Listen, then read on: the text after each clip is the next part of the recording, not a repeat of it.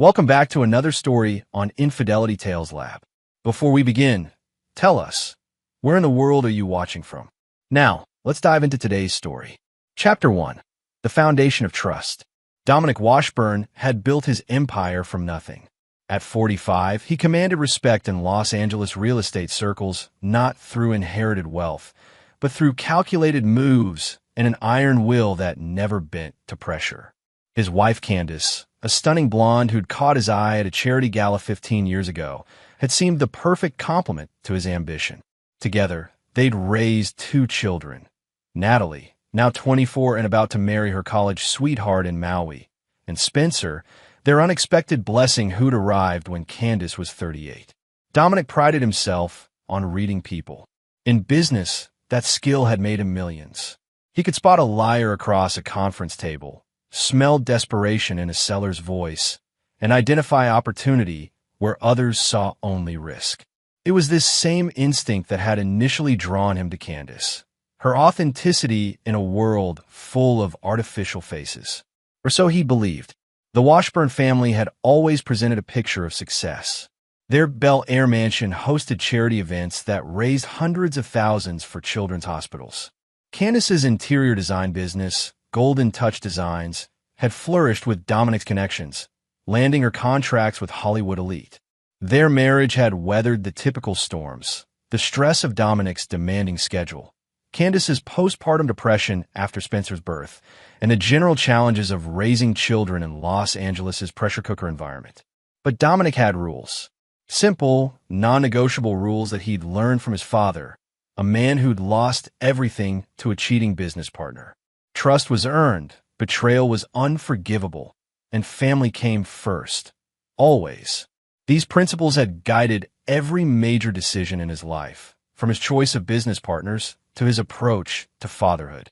As their plane descended toward Maui's airport, Dominic watched Spencer's face pressed against the window, marveling at the tropical paradise below.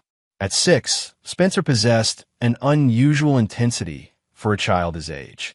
Teachers described him as perceptive beyond his years, and Dominic had noticed his youngest son's uncanny ability to sense tension in rooms before adults even acknowledged it. "Daddy, will you dance with me at Natalie's wedding?" Spencer asked, turning from the window with serious blue eyes that mirrored Dominic's own. "Of course, buddy.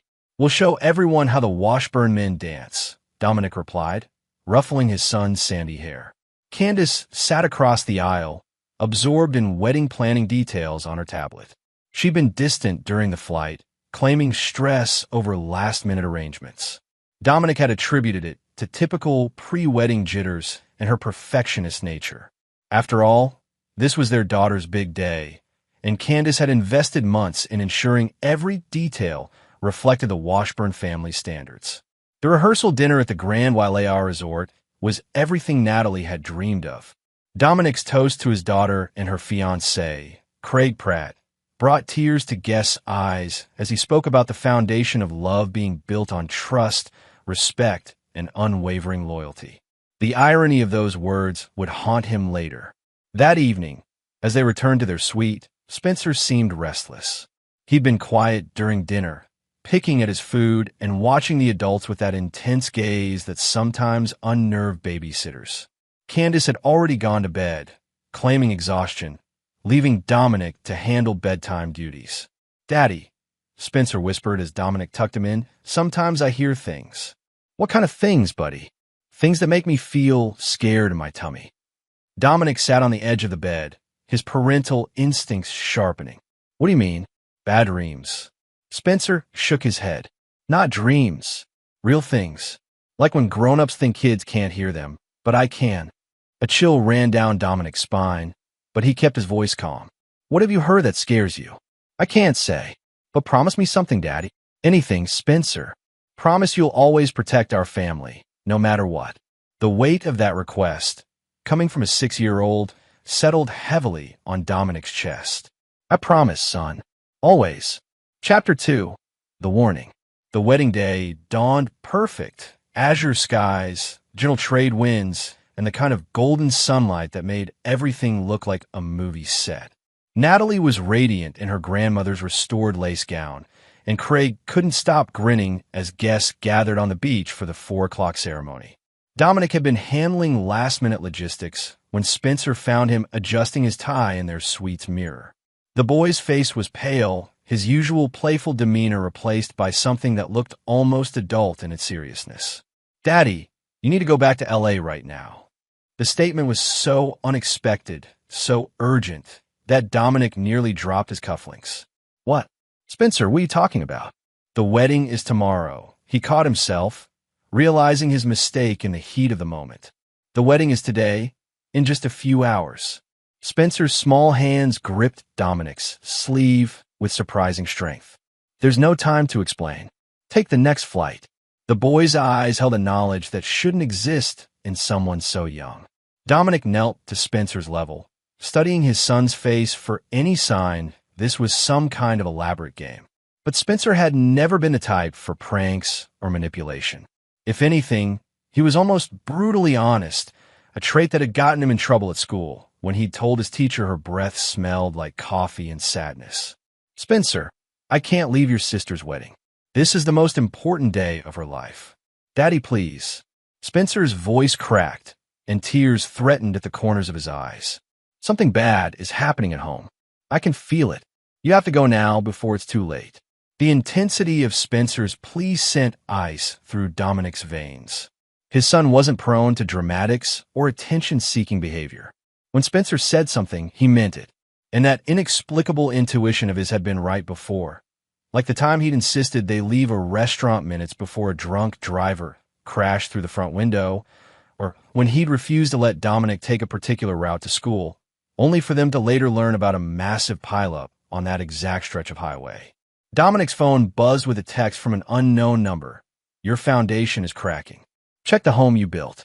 The message disappeared as quickly as it had appeared, leaving him wondering if he'd imagined it. But Spencer's expression confirmed he hadn't. "That's why you have to go, Daddy, before the cracks become holes." The metaphor was too sophisticated for a 6-year-old, yet Spencer delivered it with the gravity of someone who understood its implications. Dominic felt the familiar stirring of his business instincts, the same feeling that had warned him away from deals that later proved disastrous for other investors. "What about the wedding, buddy? Natalie will be heartbroken if I'm not here."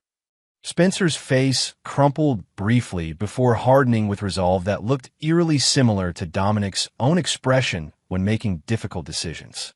"Natalie will understand when she knows the truth. But if you don't go now, there won't be anything left to come back to."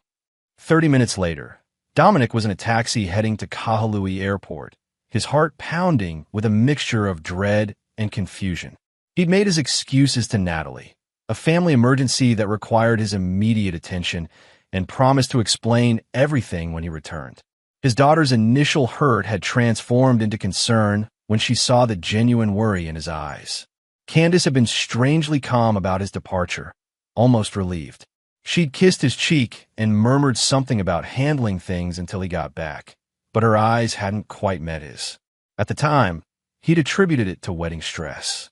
Now 30,000 feet above the Pacific, he wondered what else it might have been.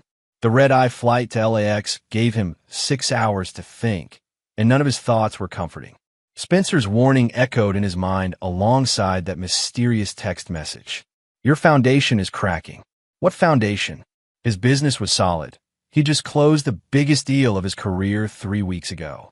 His family seemed stable, despite the usual tensions.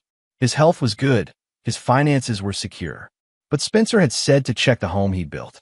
Not just the physical house, but the home, the life, the trust, the foundation of everything he'd worked to create. As the plane began its descent into Los Angeles, Dominic felt a familiar sensation in his gut, the same one that had warned him away from bad investments and dishonest partners. Something was very wrong, and he was about to discover just how wrong. Chapter 3: The Discovery. The taxi pulled into the circular driveway of the Washburn estate at 7:23 a.m. Dominic paid the driver and stood for a moment, studying the house he'd bought 12 years ago as a symbol of his success. The Spanish colonial architecture had always pleased him, its solid lines and elegant proportions reflecting his taste for quality without ostentation. Now, something about it felt different, Not wrong, exactly, but like a familiar song played in a minor key. Using his key, Dominic entered through the front door and immediately noticed the silence. No housekeeper bustling about her morning routine, no gardener's equipment visible through the windows. The house felt abandoned, despite everything appearing normal on the surface. He climbed the stairs to the master bedroom, each step echoing in the unusual quiet. The door was ajar, and as he pushed it open, he gasped and froze in place. The room had been transformed into something unrecognizable. The bed where he'd slept beside Candace for 15 years was still there, but it was unmade in a way that spoke of passion, not rest. Scattered across the floor were clothes, not just Candace's, but men's clothing he didn't recognize. Expensive cologne lingered in the air, a scent that was decidedly not his own. On the nightstand, Candace's phone lay forgotten and unlocked. The screen showed a text conversation that made Dominic's blood turn to ice. Brett, coast is clear. Dominic's plane doesn't land until tomorrow night. Candace, good. I need this time with you before we tell him. Brett, you sure you want to go through with this? He's not going to just roll over. Candace, I don't care anymore. I'm tired of pretending. 15 years is enough. Brett, what about the kids? Candace, Natalie's starting her own life. As for Spencer, children are resilient. The phone slipped from Dominic's trembling fingers, clattering onto the hardwood floor. Brett Hendricks. Dominic knew that name. He was Candace's business partner in Golden Touch Designs, a smooth-talking former actor who transitioned into interior design after his look started to fade. Dominic had never liked him, finding something artificial in his ready smile and expensive veneers. But this wasn't just about liking or disliking someone. This was about betrayal at its most fundamental level. The woman he'd trusted with his heart, his children, his future, had been deceiving him. And not just with an affair. The text messages suggested something much more calculated. Before we tell him what? Dominic's business mind, trained to analyze and strategize under pressure, began to function despite his emotional devastation.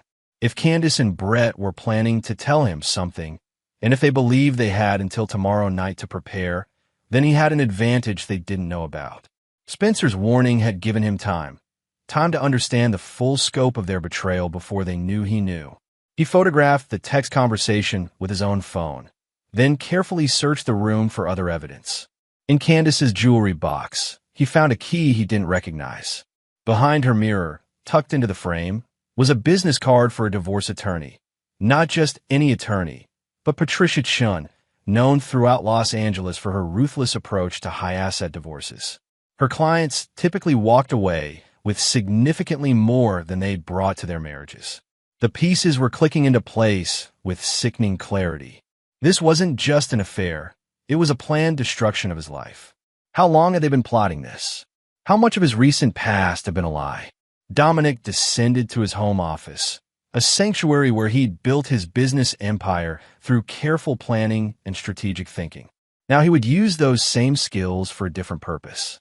He pulled out a legal pad and began to write, documenting everything he discovered. The photos, the timeline, the implications. His phone buzzed with a text from Natalie. Dad, the wedding was beautiful. Can't wait to show you pictures. Is everything okay at home? Everything was not okay at home. Everything was shattered. But Natalie didn't need to know that yet. Her honeymoon shouldn't be tainted by this knowledge.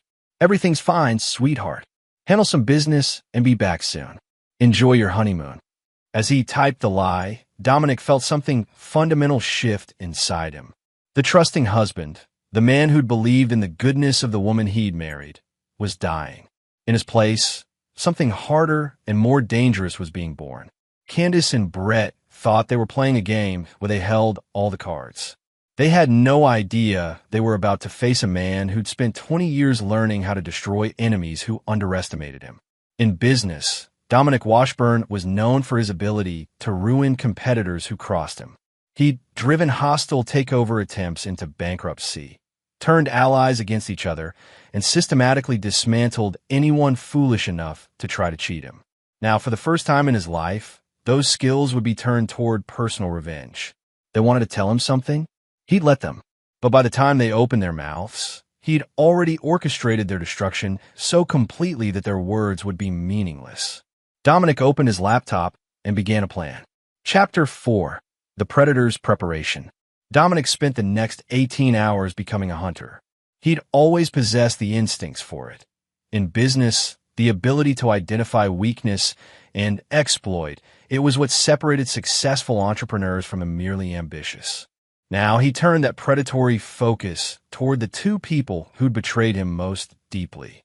His first call was to Gary Long, a private investigator who'd helped him with background checks on potential business partners. Gary was thorough, discreet, and had a talent for uncovering information that people preferred to keep buried. Dominic, I thought you were in Hawaii for your daughter's wedding. Change your plans. I need you to do a comprehensive investigation. Complete background on Brett Hendricks, finances, relationships, business dealings, everything. I also need surveillance on my wife, Candace. I want to know everywhere she goes, everyone she talks to, every transaction she makes. Gary's silence stretched for several seconds. Dom, this sounds personal. You sure you want to go down this road? Gary, in all the years you've known me, have I ever asked you to do anything I wasn't absolutely certain about? No, you haven't. When do you need this? I need preliminary information by tonight. Full report within 48 hours. It'll cost extra for the rush job. Money isn't an object. But Gary, this stays between us. No records, no paper trail that can be traced back to me. After hanging up, Dominic began his own investigation. Years of conducting due diligence on business deals had taught him how to research someone's life with surgical precision. He started with social media, using fake accounts to access Brett's profiles and those of his associates. What he discovered painted a picture of a man living far beyond his apparent means. Brett's Instagram showed expensive dinners, luxury vacations, and designer clothing that didn't align with the profits from Golden Touch Designs. More telling were the photos from the past 6 months. Images where Brett was clearly in locations that Dominic recognized as places Candace had claimed to be traveling for business. A photo from 3 weeks ago showed Brett at the Four Seasons in San Francisco, champagne in hand, with a woman's manicured fingers visible at the edge of the frame. Candace had been in San Francisco that same weekend, ostensibly meeting with a client. The manicure was distinctive, French tips with a small diamond accent on the ring finger, exactly like the one Candace had gotten at her regular salon. Dominic cross-referenced dates and locations, building a timeline of deception that stretched back nearly 8 months. Every business trip, every late client meeting, every weekend emergency that had required Candace's attention, they all aligned with Brett's social media presence. But the timeline revealed something even more disturbing. 8 months ago was when Candace had first suggested they update their estate planning. She'd insisted they revise their wills, arguing that their growing wealth required more sophisticated arrangements. At the time, her logic had seemed sound, and Dominic had agreed to the changes she'd researched. Now, he pulled out those documents and studied them with new eyes. The revisions weren't just updates. They were strategic moves that would leave Candace in control of significant assets if something happened to him. Moreover, she'd insisted on life insurance policies that would make her a very wealthy widow.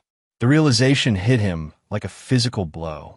This wasn't just about leaving him for another man. This was about taking everything he'd built and possibly ensuring he couldn't fight back. His phone rang. Gary's name appeared on the screen. I've got some preliminary information, and Dom, you're not going to like it. Tell me, Brett Hendricks has been living on credit for the past year. He's got gambling debts to some very unpleasant people, the kind who don't accept payment plans. Word is he's desperate for a big score to get out from under them. How big are the debts? North of $2 million. And here's the kicker. 3 months ago, someone paid off a significant chunk of those debts. Cash transaction, untraceable source. Dominic's jaw tightened. 3 months ago, Candace had liquidated some of her personal investments, claiming she wanted to diversify their portfolio. The amount had been substantial, enough to make a serious dent in Brett's gambling debts. There's more, Gary continued. I contacted a source in the LAPD. Your wife has been asking questions about California's domestic violence laws. Specifically, She wanted to know about restraining orders and how they affect property division in divorce proceedings. The implication was clear and terrifying. Candace wasn't just planning to leave him. She was planning to destroy his reputation in the process. A domestic violence allegation, even if false, would devastate his business relationships and potentially give her an advantage in divorce proceedings that would leave him financially crippled. Gary, I want 24-hour surveillance on both of them starting immediately. I want to know what they're planning when they're planning it and who else is involved. Consider it done. But Dom, if they're planning what I think they're planning, you need to be very careful about how you respond. One wrong move, and they could flip the script on you. After ending the call, Dominic sat in his office as afternoon shadows lengthened across the hardwood floors. The house felt like a mausoleum now, every room contaminated by the knowledge of Candace's betrayal. But beneath the hurt and rage, his strategic mind was already working. If Candace and Brett wanted to play a game of destruction, he would show them what a real predator looked like. They'd spent months planning their attack, believing they held all the advantages. But they'd made one crucial miscalculation. They'd underestimated the man they were trying to destroy. Dominic opened his laptop and began drafting the first moves in what would become their complete annihilation. By the time he was finished with them, they'd understand why he'd never lost a business war in 20 years. Some lessons could only be taught through total defeat. Chapter 5. The Web Titans. Dominic's phone buzzed at 6:47 a.m. with a text from Gary. They're moving. Meeting at Chateau Marmont in an hour. Attorney will be there. Perfect. While Candace and Brett thought they were orchestrating the next phase of their plan, Dominic was already 3 moves ahead. He'd spent the night preparing what would become their undoing, using resources and connections they didn't even know existed. His first call was to Dean Robinson, a forensic accountant who specialized in complex financial investigations. Dean had helped Dominic expose fraudulent partnerships in the past, and his work was always thorough enough to stand up in court. Dean, I need you to conduct a complete audit of Golden Touch Designs. I want every transaction, every client payment, every business expense examined. I'm particularly interested in any irregularities in the past 8 months. Is this for potential acquisition? Something like that. How quickly can you get started? I can have a preliminary analysis by end of business today if you expedite the paperwork. Dominic's second call was to his own attorney, Albert Small, a man whose reputation for ruthless effectiveness in high-stakes litigation was legendary throughout Los Angeles. Albert, I need to see you immediately. Bring everything related to my estate planning, and I want you to prepare for what's going to be a very complex divorce proceeding. Dominic, is everything all right? Everything's about to be very all right. How soon can you be here? While waiting for Albert to arrive, Dominic reviewed the information Gary had gathered overnight. The surveillance photos were damning. Candace and Brett entering the Chateau Marmont together at 11:30 p.m., not emerging until 7:15 a.m. But more interesting were the photos of their companion, a woman in her 50s with silver hair and an expensive briefcase. A reverse image search identified her as Patricia Chun, the divorce attorney whose business card he'd found in Candace's jewelry box. But what made Dominic's blood run cold was the timestamp on one photo. Patricia Chun had met with Brett alone 2 weeks ago at a restaurant in Beverly Hills. This wasn't a recent decision or a crime of passion. This was a calculated attack that had been in planning for weeks, possibly months. Albert arrived within the hour, his usual composed demeanor becoming increasingly grave as Dominic laid out the evidence. The attorney studied the photographs, the financial records, and the timeline Dominic had constructed. This is bad, Dominic. If they're planning what I think they're planning, they could potentially claim half of everything you've built, plus substantial spousal support. California's no-fault divorce laws, combined with the length of your marriage, give them significant leverage. What if I can prove adultery? California is a no-fault state. Adultery doesn't typically affect property division unless you can prove she used marital assets to fund the affair. Dominic smiled grimly. What if I can prove that and more? He handed Albert a document he'd prepared during the sleepless night. It outlined a theory that had been forming in his mind. that Candace and Brett hadn't just been having an affair, but had been systematically positioning themselves to take control of his business assets. Look at the timing, Dominic explained. 8 months ago, Candace pushed for changes to our estate planning. 6 months ago, she suggested we restructure Golden Touch Designs to give her more operational control for tax purposes. 4 months ago, she insisted on updating our business insurance policies. Every suggestion positioned her to benefit if something happened to me or our marriage. Albert's eyes widened as he studied the pattern. This could constitute fraud if you can prove they were in collusion from the beginning. I can prove it, but I need something else from you first. What? I want to give them exactly what they think they want. For the next 2 hours, Dominic and Albert crafted a strategy that would lure Candace and Brett into a trap of their own making. The plan required patience, precision, and a willingness to appear vulnerable when he was actually at his strongest. At 2:30 p.m., Dominic received another text from Gary. They're planning to move against you tomorrow. Patricia Chun is filing papers in the morning. Candace will serve you when you return from Hawaii. Dominic's phone immediately rang. Candace's name appeared on the screen. Darling. Her voice was honey-sweet, with just a hint of concern. How are things going there? When will you be back? Tomorrow night, as planned. Everything's fine here. How's Spencer? He's been quiet since you left. Keeps asking when you're coming home. I think he misses you more than usual. The irony wasn't lost on Dominic. Spencer had saved him from walking blindly into their ambush. His 6-year-old son had demonstrated more loyalty in one moment than his wife had shown in 15 years of marriage. Tell him I miss him too. Candace, is everything all right? You sound different. Just tired, I suppose. Planning a wedding takes more out of you than you expect. I'll be glad when things get back to normal. Normal. As if there was any possibility of normal after what she'd done. I love you, he said, injecting just enough emotion into his voice to sound genuine. I love you too, Dominic. Safe travels. The lie came so easily to her. Dominic wondered how many others he'd failed to recognize over the years. After hanging up, he made one final call to Spencer, using the secure phone he'd given Natalie for emergencies. Hey, buddy. How's my brave boy doing? Daddy, when are you coming home?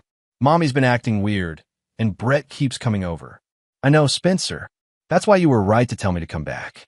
You saved our family by being so smart and brave. Are you going to fix everything? Yes, son. I'm going to fix everything. But it might be confusing for a while, okay? No matter what happens, remember that I love you and Natalie more than anything in the world. I know, Daddy. Will you still protect us like you promised? Always, Spencer. Always. As evening settled over Los Angeles, Dominic reviewed his preparations one final time. Tomorrow would bring the confrontation Candace and Brett had been planning, but they would discover they'd brought knives to a gunfight. By the time they realized their mistake, it would be far too late to save themselves. Chapter 6. The Trap Springs. At 9:15 a.m., Candace Washburn and Brett Hendricks sat in Patricia Chin's Beverly Hills office, reviewing the final papers that would destroy Dominic's life. They had no idea that 3 blocks away, Dominic was watching live surveillance footage of their meeting while Albert Small made the final preparations for their counterattack.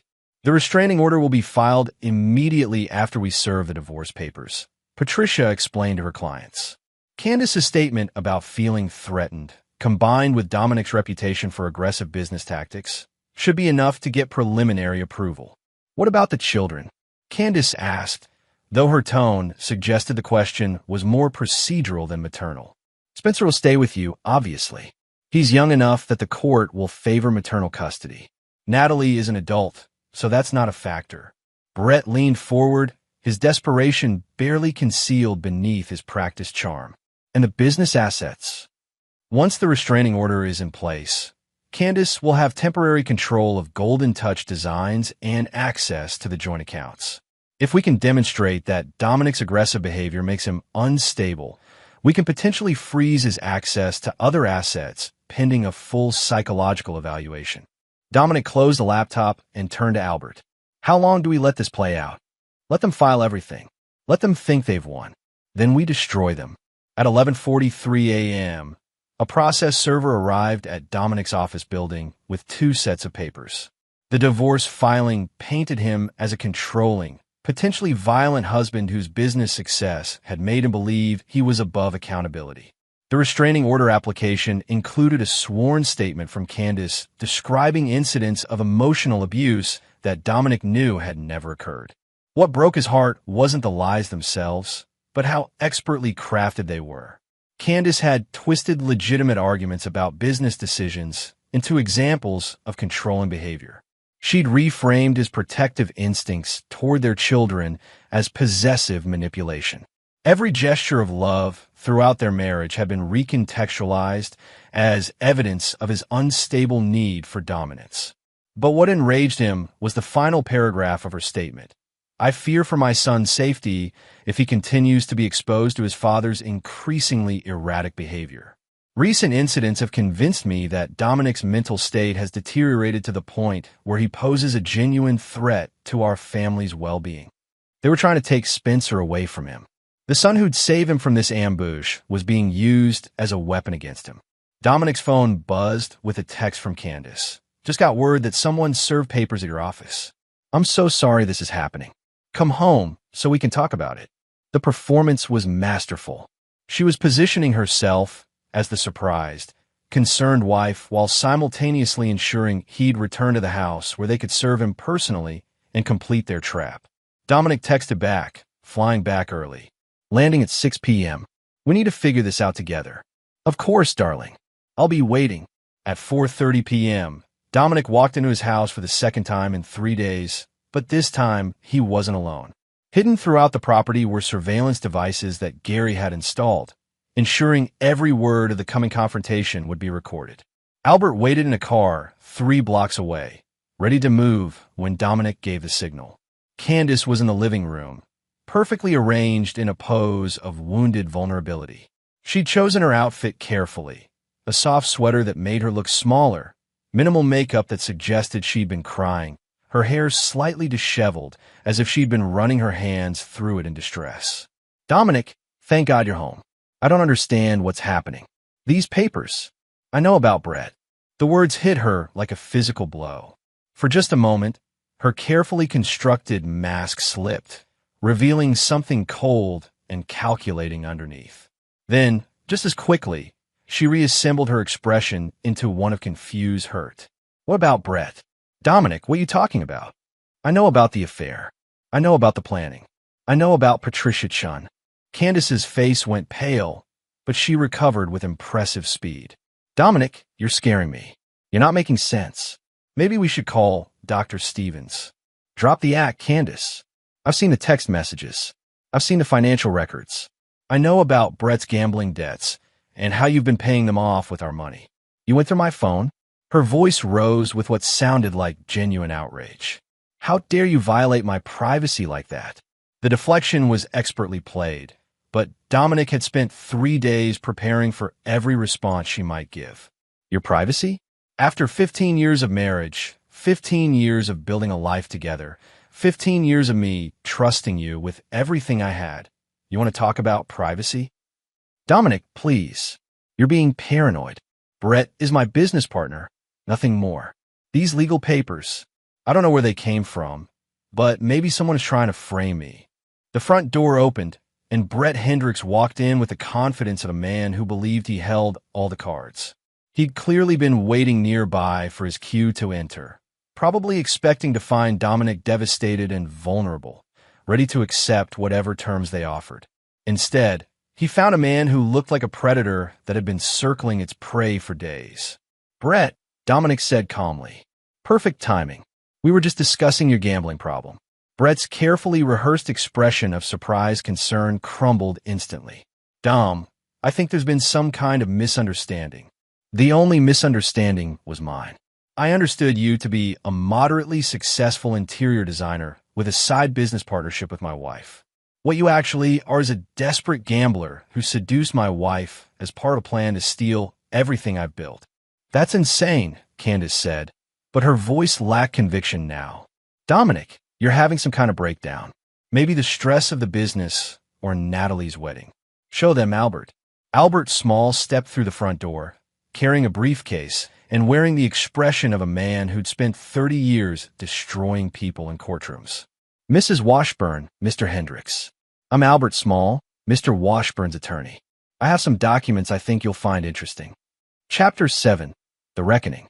Albert opened his briefcase with the deliberate precision of a surgeon preparing for a complex operation. The documents he withdrew would perform surgery on Candace and Brett's lives, cutting away everything they'd hoped to steal. Let's start with the financial records, Albert said, spreading papers across the coffee table. 3 months ago, Mrs. Washburn liquidated $2.3 million in personal investments. The money was transferred to an offshore account, then used to pay gambling debts owed by Mr. Hendricks to several Las Vegas casinos and some rather unforgiving private lenders. Candace's face had gone ashen, but she rallied one more time. That's not illegal. I'm allowed to help a friend. Using marital assets to fund your lover's debts while planning to defraud your husband? Actually, that's several types of illegal. Albert's voice was professionally pleasant, the tone of a man delivering a death sentence with a smile. But we're just getting started. He pulled out another set of documents. This is a forensic analysis of Golden Touch Designs books for the past 8 months. Mr. Hendricks has been systematically overcharging clients and pocketing the difference. Normally, this would be simple embezzlement. However, since Mrs. Washburn signed off on these invoices, it becomes conspiracy to commit fraud. Brett had stopped trying to maintain his composure. You can't prove I knew about any of this. Maybe Candace was manipulating the books without telling me. Ah, loyalty among thieves, Dominic said. How quickly you throw her under the bus when things get difficult. Albert continued his methodical destruction. The conspiracy charge is supported by these surveillance photos showing you and Mrs. Washburn meeting with clients, discussing prices, and later celebrating your successful deception. The pattern of behavior clearly indicates ongoing collusion. Candace finally found her voice, but it came out as a whisper. What do you want? What do I want? Dominic's voice was soft, dangerous. I want you to understand what you've done. You've destroyed a 15-year marriage. You've traumatized our children. You betrayed every promise you ever made to me. And you did it all for money and a man who just tried to blame everything on you. Dominic, please. But here's what really makes me angry, Candace. You tried to use Spencer against me. You were going to claim I was unstable, dangerous to my own son, the boy who saved me from your trap, and you were going to turn him into a weapon. Albert pulled out the final document. This brings us to the restraining order and divorce filing. Unfortunately for you both, these documents contain several statements that can be proven false. Filing false statements in legal proceedings is perjury. When combined with the fraud charges, we're looking at serious prison time. Wait, Brett said, his desperation finally breaking through completely. We can work something out. I'll testify against Candace, tell you everything about how she planned this. The sound of Dominic's laughter was more terrifying than any shout would have been. You think this is a negotiation? You think you have something to offer me? Dominic stood and walked to the window, looking out at the garden where Spencer had played just days ago, back when Dominic still believed his family was real. Here's what's going to happen, he said without turning around. Candace, you're going to sign divorce papers that leave you with exactly what you brought to this marriage. Nothing. You'll relinquish all claims to this house, to the business, to any assets we accumulated together. I'll never sign that, she said, but her voice shook. Yes, you will. Because if you don't, I'll file criminal charges that will send you to prison for 10 to 15 years. Brett, too. And Spencer will testify about what he witnessed. Your business meetings with Brett, your lies about where you were going, everything a smart 6-year-old sees that adults think he doesn't understand. Candace's composure finally shattered completely. You bastard. You manipulative, controlling bastard. I should have left you years ago. There she is, Dominic said, finally turning back to face her. The real Candace. Not the loving wife, not the devoted mother, not the successful businesswoman. Just a greedy, selfish woman who was willing to destroy her family for money. Albert placed a pen next to the papers on the coffee table.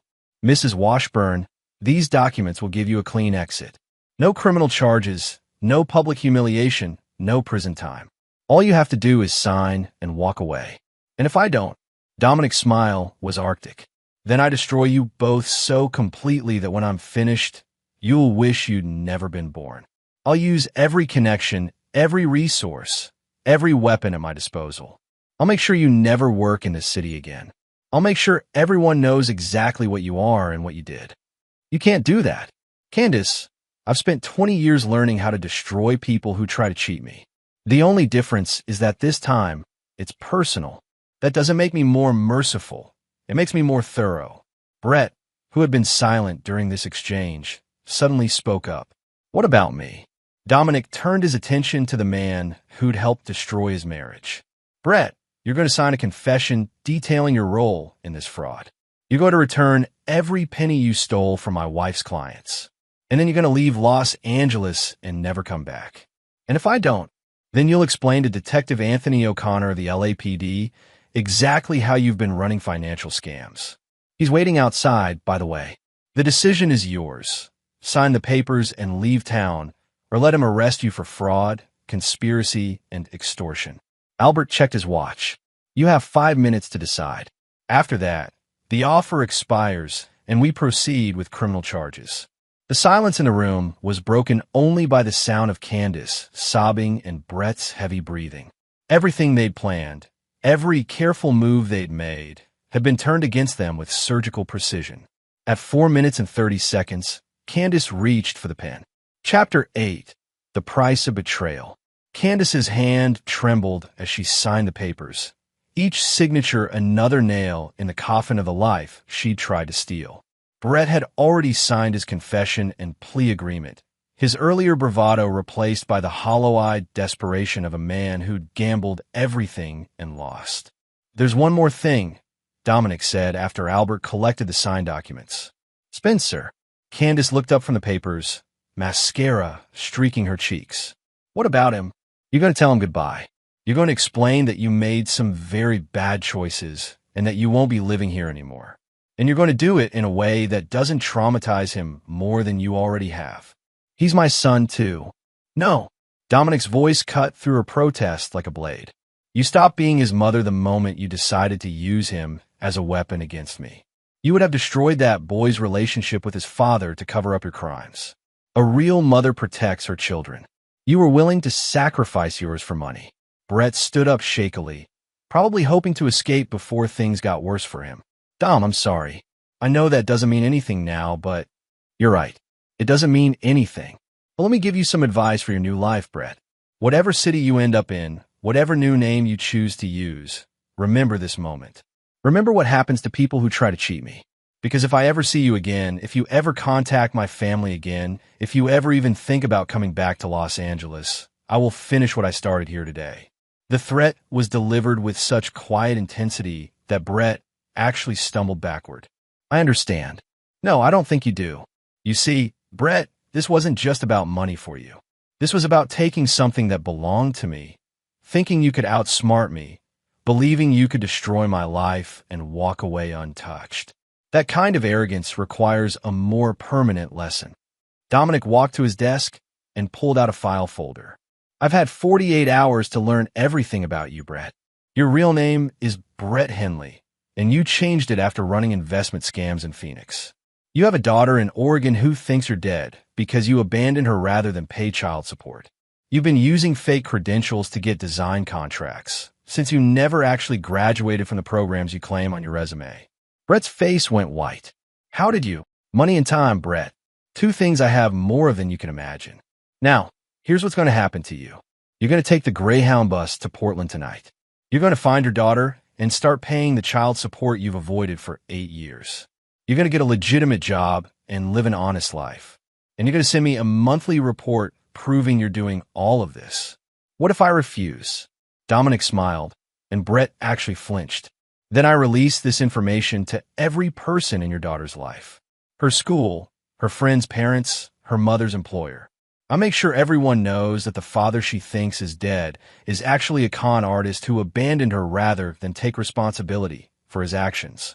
The cruelty of it was exquisite. Brett could disappear and start over somewhere else. but he could never escape the knowledge that his daughter was out there, believing he was dead because he was too selfish to face his responsibilities. "You're a monster," Brett whispered. "No, Brett. I'm just someone who doesn't forgive or forget. You'll spend the rest of your life proving you've learned that lesson." Albert cleared his throat politely. "If Mr. Hendricks could gather his belongings and leave, we need to finalize Mrs. Washburn's arrangements." After Brett stumbled out the door, carrying a single suitcase and the weight of his complete destruction, Dominic turned his attention back to Candace. She sat on the couch like a broken doll, everything she'd thought she wanted crumbling around her. "Where will you go?" he asked, not out of concern but simple curiosity. "I don't know. My sister in Phoenix, maybe." "Your sister who told you 3 years ago that you were lucky to have a man like me? The one who said you were crazy to risk your marriage for anything? That sister." Candace's fresh tears confirmed that yes, that sister would be providing cold comfort indeed. "Candace, I want you to understand something. This isn't happening to you because I'm cruel or vindictive. This is happening because you made a choice. You chose to betray 15 years of marriage. You chose to steal from our family. You chose to try to turn our son against me. Every consequence you're facing is the direct result of your decisions." "I know," she whispered. "Do you? Do you really? Because for the past hour, you've been trying to minimize what you did, blame circumstances, make excuses. Even now, I don't think you truly understand the magnitude of your betrayal." Dominic sat across from her, and for a moment, his voice carried an echo of the man who'd once loved her. "We could have had anything, Candace. I would have given you anything. All you had to do was be faithful. All you had to do was be honest." "I tried," she said, though it sounded hollow even to her. "No, you didn't. You got bored with being married to someone who worked hard for what he had. You wanted excitement, wanted to feel desired by someone new. And when you realized Brett needed money, you saw an opportunity to play out some fantasy where you could have both, the security of our marriage and the thrill of your affair." Candace started to protest, but Dominic held up a hand. "Here's what I've learned about you in the past 3 days, Candace. You're not evil, just weak. You're not stupid, just selfish. And you're not incapable of love, just incapable of sacrifice. Those are character flaws that could have been worked through if you'd been honest. But instead, you chose deception, theft, and betrayal." "I'm sorry," she said, and for the first time, it sounded genuine. "I know you are. You're sorry you got caught. You're sorry your plan failed. You're sorry you're losing everything. But I don't think you're sorry for what you did to our family." Spencer's voice came from the top of the stairs. "Daddy, is Mommy leaving now?" Both parents looked up to see their 6-year-old son standing on the landing, still in his pajamas, holding his stuffed elephant. His face showed no surprise, no confusion, just the resignation of a child who'd understood the truth long before the adults were ready to admit it. "Yes, buddy, Mommy's leaving." Spencer walked down the stairs with the gravity of someone much older. "Are you sad, Daddy?" "I'm sad about some things, but not about others. I'm sad that our family won't be the same. But I'm not sad that we won't have any more lies." Spencer nodded solemnly, then walked over to Candace. "Bye, Mommy." She knelt down and hugged him, and for a moment, she was just a mother saying goodbye to her child. "I love you, Spencer." "I know," he said simply, "but you love other things more." The words, delivered with a child's brutal honesty, broke something in Candace that all of Dominic's strategic cruelty couldn't touch. She stood up, gathered her purse, and walked toward the door without another word. Just before she reached it, she turned back. "Dominic, what? You're going to make sure he knows it wasn't his fault, right? That he didn't cause this?" For the first time in 3 days, Dominic's expression softened slightly. "Of course."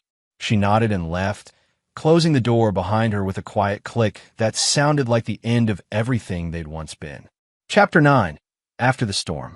6 months later, Dominic stood in the same living room where his marriage had ended, but everything was different now. The house had been redecorated, not by a professional designer, but by a father and son who'd learned to build a new life from the ashes of their old one. Spencer had adapted to their new reality with the resilience that children possess when they finally understand they're safe. The lies were gone. The tension that had hung over their home like a toxic cloud had lifted, and in its place was something simpler but infinitely more valuable: honesty. "Daddy, Natalie's here," Spencer called from the front window, where he'd been watching for his sister's car. Natalie had returned from her honeymoon to find her family transformed. The initial shock and hurt had given way to a fierce protectiveness of her father and brother, especially after she learned the full scope of what Candace had planned. The betrayal had wounded her deeply, but it had also revealed the strength of the bonds that remained. "How are my two favorite men?" she asked, hugging them both as she came through the door. "We're good," Spencer announced. "Daddy taught me how to make pancakes, and I taught him how to play video games without getting angry when he loses." "Those are both very important skills," Natalie agreed solemnly. Over dinner, they talked about ordinary things: Spencer's upcoming school play, Natalie's new apartment with Craig, Dominic's latest business acquisition. The conversation was easy, natural, unmarked by the careful navigation of unspoken tensions that had characterized their family dinners for months before the revelation. "Have you heard anything about?" Natalie let the question trail off, but everyone understood. "Candace is working at a furniture store in Phoenix," Dominic said matter-of-factly. "Living in a studio apartment, dating a manager at a local restaurant. She seems to be attempting something resembling an honest life. And Brett is in Portland, working construction and living in a halfway house. He's been paying child support for 4 months now. His daughter knows he's alive, though she hasn't agreed to see him yet. Do you think she ever will?" Dominic considered the question. "I think children are more forgiving than adults, but they're also smarter about trust. She'll make her own decision when she's ready." "What about you, Dad? Any thoughts about dating?" Moving on, Dominic smiled at his daughter's careful phrasing. "Someday, maybe. But right now, I'm focused on building something solid with you two. I lost 15 years believing in something that wasn't real. I'm not in a hurry to repeat that mistake." Spencer looked up from his plate. "Daddy, when I grow up, how will I know if someone really loves me or if they're just pretending?" The question hung in the air, heavy with the weight of a child trying to understand the adult world's capacity for deception. "That's a good question, buddy. I think real love shows up in the small things. When someone chooses to tell you the truth, even when it's hard. When they keep their promises, even when it's inconvenient. When they protect you instead of using you. Like how you protected us. Like how we protect each other. That's what family means. We choose each other every day, no matter what." After Natalie left and Spencer was in bed, Dominic sat in his study, reviewing reports from Gary Long. The surveillance had ended months ago, but habit had led him to maintain loose oversight of Candace and Brett's activities.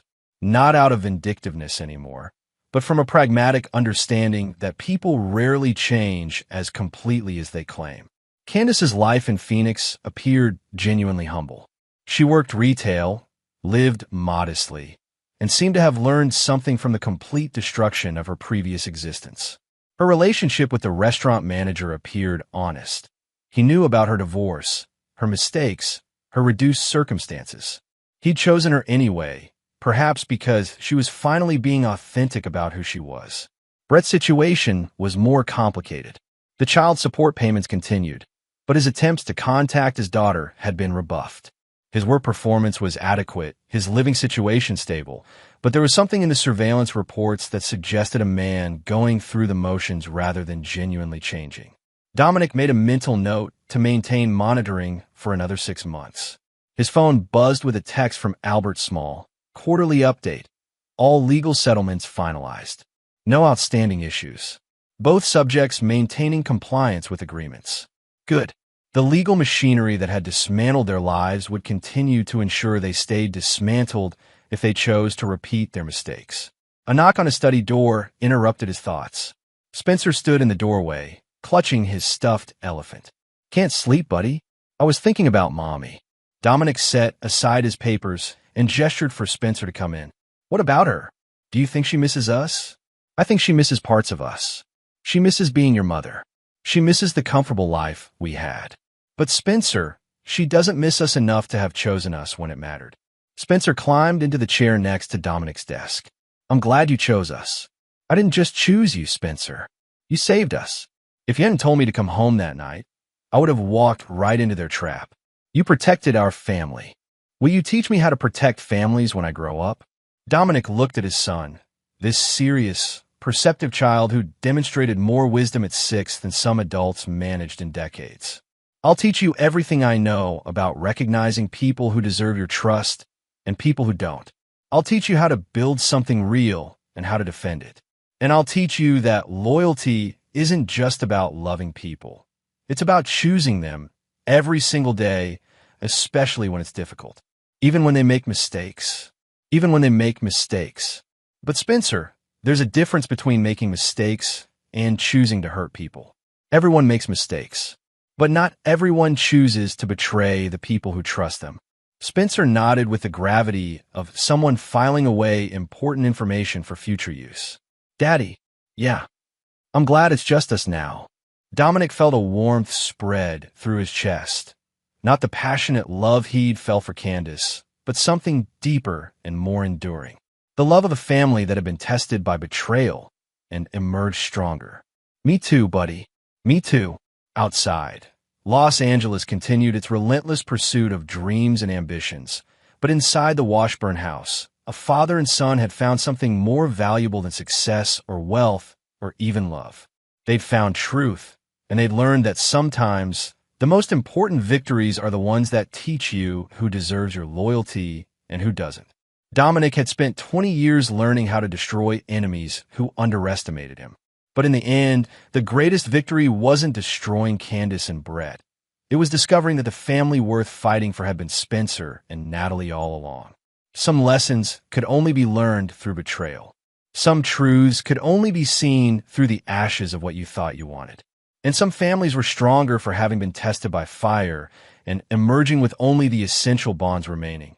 The ones that couldn't be bought, sold, or stolen. The ones that chose each other every day, no matter what. And there you have it. Another story comes to an end. What did you think? I'd love to hear your thoughts in the comments below. If you enjoy this story, consider joining our community by subscribing. It means the world to us. For more stories like this one, check out the recommended videos on screen. And I'll see you there. Hello, and welcome back to Infidelity Tales Lab. We're grateful for each view and comment. Tell us, from which country or city are you watching today? We enjoy connecting with our global audience. Now, let's dive into today's story. Chapter 1. The Fracture. Rylan Mercer had built his fortune through calculated risks. At 42, he commanded a shipping empire that spanned 3 continents, with vessels carrying cargo across every major ocean on the planet. His success had been hard-won. 15 years of 70-hour work weeks, strategic partnerships, and an unflinching determination that made competitors wary of crossing him.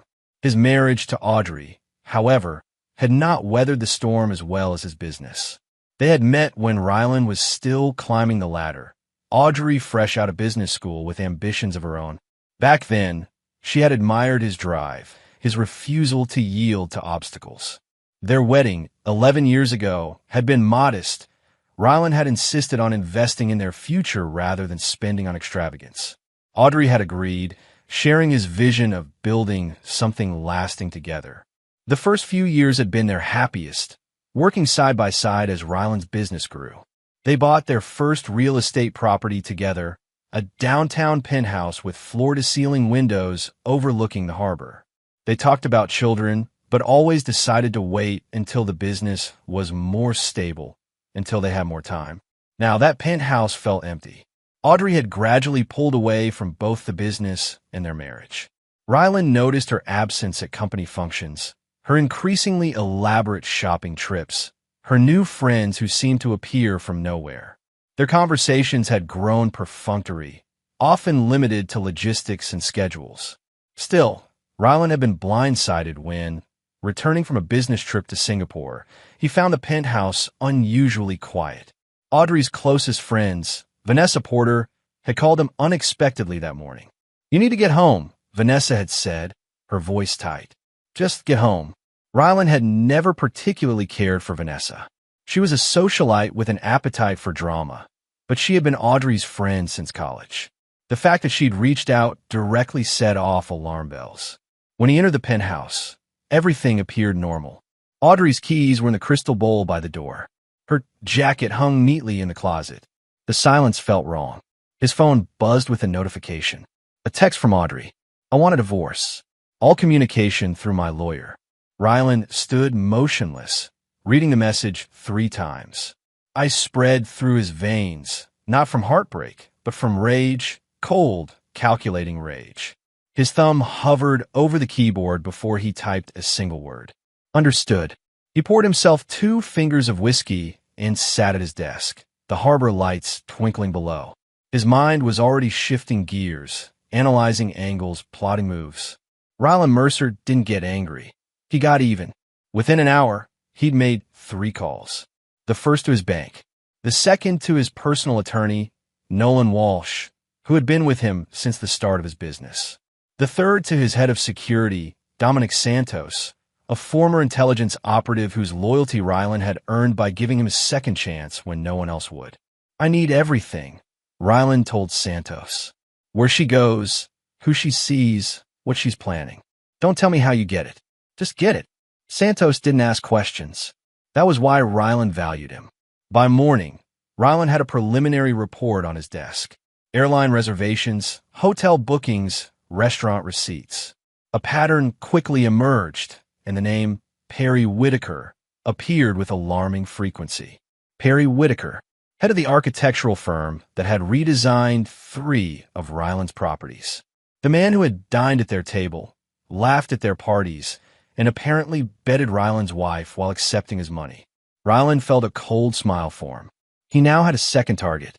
He poured another whiskey and began to plan. Chapter 2. The Response. Rylan's first move was clinical and precise. With a few keystrokes, Audrey's platinum cards were canceled. Her access to their joint accounts, suspended. The monthly allowance he deposited into her personal account, terminated. The lease on her BMW X7, flagged for non-renewal. Next, he instructed his attorney to draft a letter to Audrey's parents. Floyd and Beverly Harrington had treated Rylan like a son, unaware of their daughter's infidelity. The letter was respectful but clear. Their vacation home in the Hamptons, which Rylan had purchased for them 5 years ago but left in their name, would need to be sold as part of the divorce settlement. Is that really necessary? Nolan asked during their meeting at his office. They're not part of this. Everyone is part of this, Rylan replied, his voice even. You create pressure points. You apply pressure. That's negotiation. 3 days after Audrey's text, Rylan was reviewing quarterly projections when Santos delivered a more detailed report. Audrey and Perry had been meeting for at least 8 months. The affair had begun shortly after Perry's firm had been awarded the contract for Rylan's new corporate headquarters. There's more, Santos said, sliding a folder across the desk. Whitaker's firm is in trouble. They over-leveraged on a development in Phoenix that's now underwater. They're keeping up appearances, but they're hemorrhaging cash. So he's sleeping with my wife while using her to access her husband's contracts, Rylan mused. Ambitious multitasking. Just then, Rylan's phone rang. A number he didn't recognize. Mr. Mercer, a smooth, practiced voice began. This is Howard Levinson. I represent your wife in your pending divorce proceedings. Mr. Levinson, Rylan replied calmly. I've been expecting your call. I'll be blunt, Mr. Mercer. Your actions over the past 72 hours constitute financial abuse. Cutting off all access to funds without warning is not something the courts look favorably upon. I'm merely separating our finances in preparation for the divorce my wife has requested, Rylan said. I'm sure you advised her that would be a natural consequence. Mrs. Mercer requires immediate restoration of her financial resources. She's entitled to maintain her standard of living during these proceedings.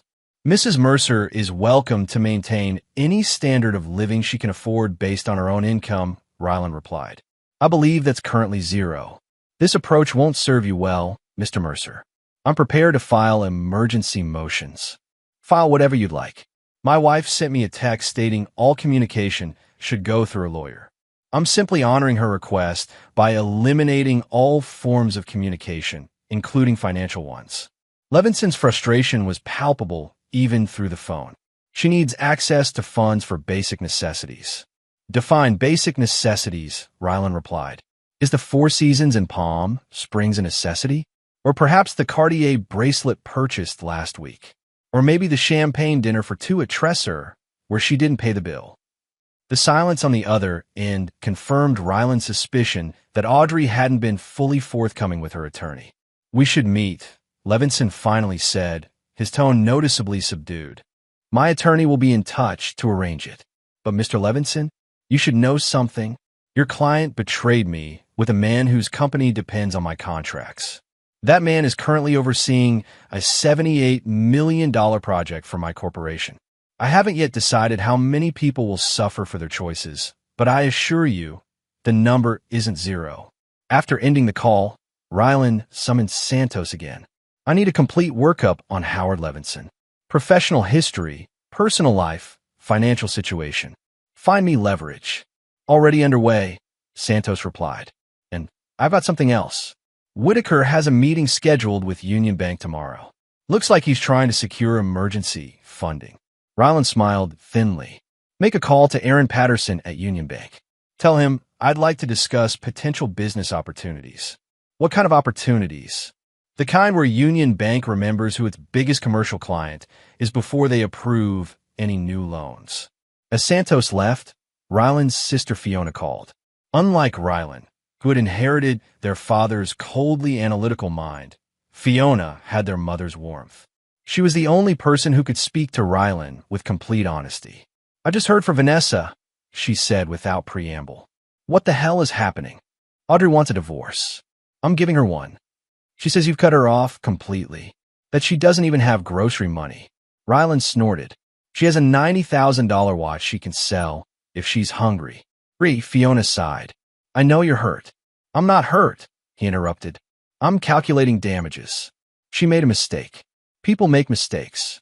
A mistake is forgetting an anniversary.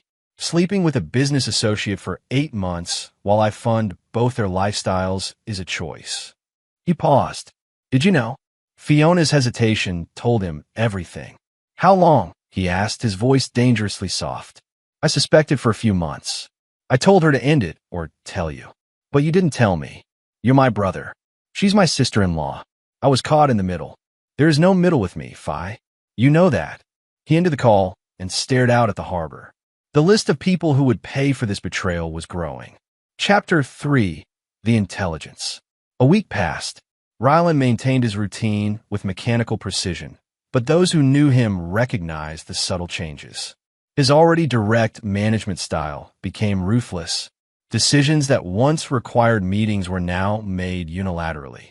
Projects were accelerated, partnerships reevaluated, personnel shifted. While his corporation continued to function, Ryland focused his personal attention on gathering intelligence. Santos had assembled a detailed picture of both Audrey and Perry's movements, communications, and vulnerabilities. Perry Whitaker came from old money that had mostly dried up. His architectural firm had been founded by his grandfather, expanded by his father, and was now struggling under his leadership. His marriage to Stephanie Whitaker, a surgeon from a prominent family, had been strained for years but maintained for appearances.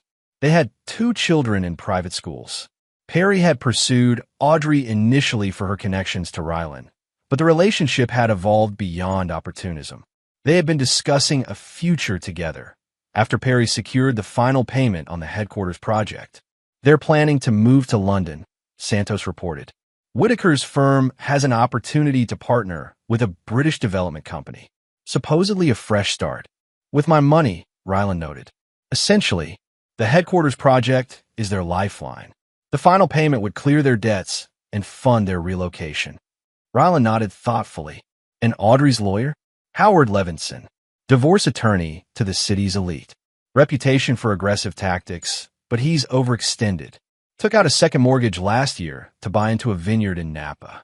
The investment isn't performing well." "What else?" "He's representing 3 high-profile divorce cases simultaneously, including Audrey's. His staff is stretched thin." "Good," Ryland said. "Pressure him from multiple angles. I want him distracted." Santos nodded and continued. "Audrey's staying at the Archer Hotel downtown. Whitaker visits 3 nights a week. She's running through cash quickly, Room service, spa treatments, shopping. Based on her current spending, she'll be broke within 2 weeks. And her parents? They received your letter. Floyd called your office 17 times yesterday. I'll speak with him tomorrow, Ryland said. What about Fiona? She's tried to contact Audrey twice, but Audrey isn't returning her calls. Seems she blames Fiona for not warning her you'd react this way. Ryland allowed himself a small smile. Isolation was setting in, exactly as he'd planned. That evening, Ryland invited his most trusted business associate, Vincent Morrow, to dinner. Vincent had started as Ryland's first employee 15 years ago and now ran the European division of the company. Unlike most of Ryland's inner circle, Vincent had no loyalty to Audrey. You look like hell, Vincent noted as they sat at a private table in Ryland's club. I'm fine. No, you're functional. There's a difference. Vincent studied him. What's your endgame here? Total victory. Define victory. Ryland took a sip of his bourbon. Audrey gets nothing. Whitaker loses everything. Anyone who helped them suffers accordingly. And after that, what does your life look like? I haven't thought that far ahead. Vincent leaned forward. That's not like you. You always plan 3 moves ahead. This is different. Because it's personal, Vincent nodded. Which is why you need to be more calculating than ever. Revenge feels good in the moment, but it's a poor foundation for the next 20 years of your life. Ryland considered this. What would you do? I'd make sure the punishment fits the crime, but I'd keep the long view in mind.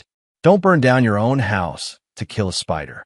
After dinner, Ryland returned to the penthouse and found himself standing in Audrey's closet. Her scent still lingered, an expensive perfume he'd given her for their anniversary. He ran his fingers along her dresses, each one representing an event, a memory. He pulled out his phone and scrolled to a photo from their 10th anniversary. They were on a yacht in the Mediterranean, Audrey laughing as champagne spilled over the edge of her glass. Her eyes were fixed on him with what he had believed was adoration. Had it all been a performance? When had she stopped loving him? Or had she ever truly loved him at all? The questions fueled his resolve. He wouldn't just win this divorce. He would erase any advantage Audrey and Perry thought they had. They would understand the cost of betraying Ryland Mercer. He called Santos. Accelerate the timeline, he instructed. I want everything in place within 2 weeks. That's pushing it, Santos warned. Make it happen. And Santos? It's time to approach Stephanie Whitaker. Chapter 4. The Architect. Perry Whitaker considered himself a master of balancing complex situations. As an architect, he prided himself on creating structures that were both beautiful and functional. He applied the same philosophy to his personal life, maintaining appearances while pursuing what he truly wanted. What he wanted was Audrey, and freedom from the financial quicksand that was threatening to swallow his firm.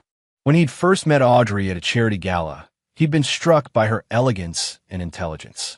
Learning she was married to Ryland Mercer, whose company was evaluating architectural firms for a major headquarters project, had been a fortunate coincidence. Cultivating a friendship with the Mercers had seemed like smart business. The affair had begun innocently enough.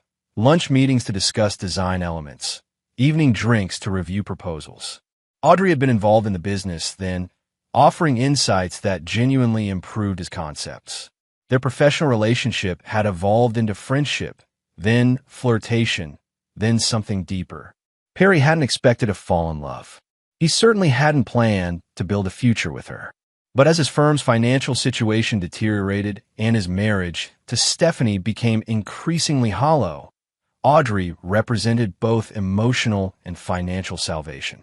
Now, as he sat in the Archer Hotel bar waiting for Audrey, he felt the first real tremors of doubt. The past week had been disastrous. Union Bank had unexpectedly declined his loan application despite preliminary approval. 3 potential clients had canceled meetings. And most concerning, his project manager had reported that inspectors were suddenly finding potential issues with the Mercer headquarters construction that might require costly revisions. Audrey appeared, looking stunning but strained. The week without access to her usual financial resources had forced her to ration her spending, a new experience she clearly found distasteful. Howard says Ryland is being deliberately difficult, she said after ordering a martini. He's refusing mediation and demanding a full trial. Can he do that? Perry asked. Apparently he can do whatever he wants, Audrey replied bitterly. Howard says he's never seen anyone this coldly methodical in a divorce proceeding. Perry nodded, distracted by his buzzing phone. Another email from his accountant warning about cash flow issues. Perry, Audrey said, drawing his attention back. We need to talk about the future. If Ryland is going to fight this hard, we need a contingency plan. The headquarters project is nearly complete, Perry assured her. Once we receive the final payment, we'll have breathing room. And if he finds a way to delay that payment? The question hung in the air, voicing the fear that had been growing in Perry's mind. Before he could respond, his phone rang again, his office number. I need to take this, he apologized, stepping away from the table. Mr. Whitaker, his project manager said without preamble. Mercer Corp just issued a stop work order on the headquarters. They can't do that, Perry protested. We're on schedule, under budget. They're citing concerns about structural specifications. They're bringing in an independent firm to review everything. Could delay completion by months. Perry felt the blood drain from his face. Who authorized this?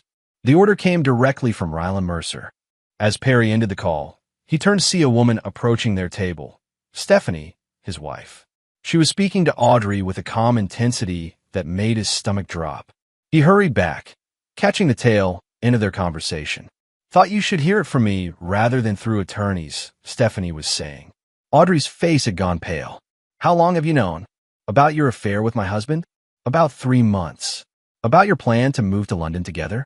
Since yesterday. Perry's mind raced. How could Stephanie know about London? They've been extremely careful about those discussions. Stephanie, he began, but she cut him off with a raised hand. I'm not here to make a scene, Perry. I've filed for divorce. My attorney will contact yours tomorrow. She turned back to Audrey. I just thought you should know what you're getting. A man who lies to his wife of 15 years, neglects his children, and mismanages the family business to the brink of collapse. As Stephanie walked away, Audrey turned to Perry with new wariness in her eyes. Your firm is on the brink of collapse? It's not that simple, Perry stammered. We have cash flow issues, but the headquarters project, the project my husband just halted, Audrey's voice was rising.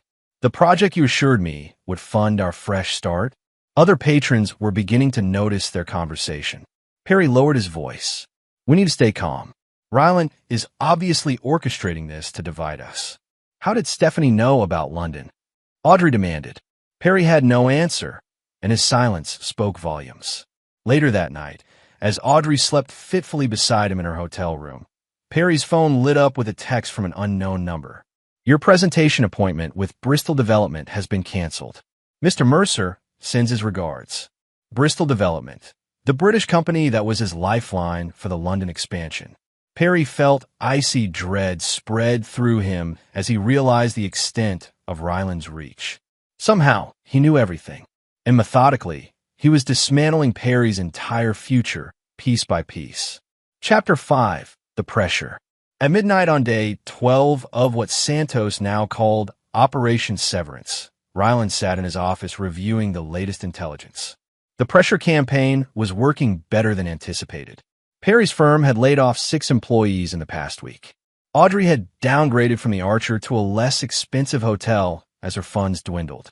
Howard Levinson had been forced to request a continuance in one of his other high-profile cases, damaging his reputation for efficiency.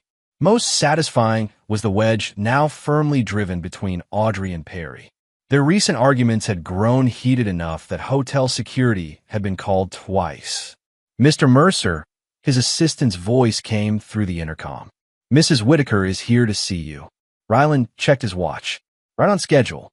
Send her in. Stephanie Whitaker entered with the confident bearing of someone accustomed to difficult conversations. As a cardiothoracic surgeon, she dealt with matters of life and death daily. A business meeting, even one as unusual as this, wouldn't intimidate her.